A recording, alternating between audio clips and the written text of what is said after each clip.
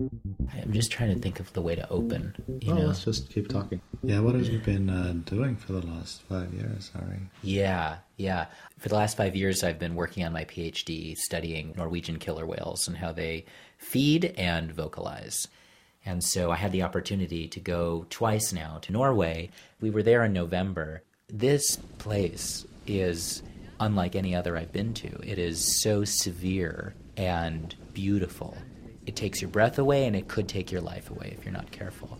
When the herring come into the fjords, the whole area ignites with biological activity. They bring seagulls, they bring killer whales. They work together to feed on herring, and they corral them into a ball and trap it against the surface, and then tail slap the edge of the ball, incapacitating the fish, and then very delicately picking them off one by one to eat. As Tiu Simila, one of the lead researchers, said, it looks like an underwater ballet. And so much of what they're doing is happening underwater. In fact, this research was the first time in which we placed these digital tags that were developed in Woods Hole by Mark Johnson and Peter Tyack on wild killer whales. You're out there in a small boat and the water's freezing and it's cold and windy and you need to slap a tag on the back of one of these whales. It's challenging, isn't it? Yeah, it sounds like a trial. Sounds like a trial. Sounds like a trial. We have a 7-meter long pole to get a tag on an animal that usually surfaces 8 or more meters away from the boat. This tag records the movements of the individual animal that we're putting it on. And so we can quite literally dive with them to depth and roll as they roll and get a sense of how they're moving in 3D underwater. We can actually hear when this tagged animal is about to engage in a tail slap. And we hear a kind of rush over the tag as the animal accelerates into position. Then we hear a loud tail slap at the end. The tags also recorded the sounds of the animal. So I can play an example of this for you.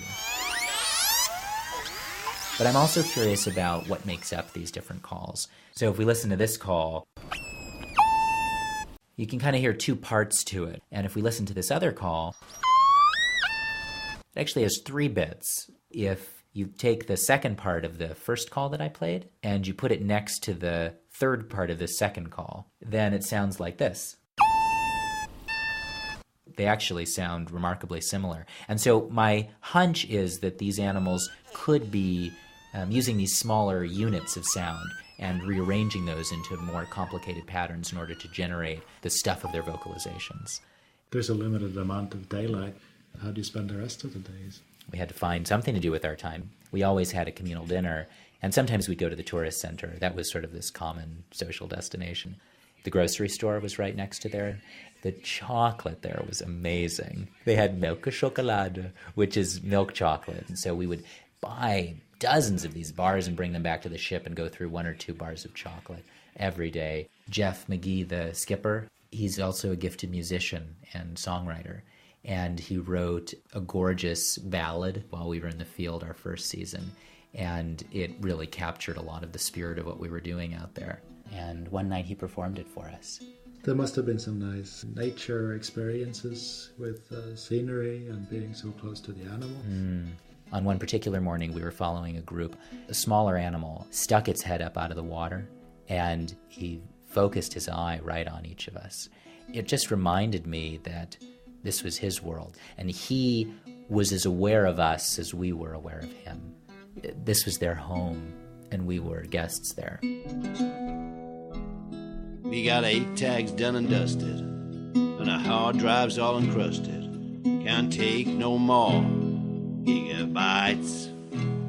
Them Miller and Shapiro, those Orca tagging heroes, be the scientific saviors of our time. Don't forget Team Tiu Simila turns the key to the unfamiliar in a place where the sun don't shine, and I don't mind.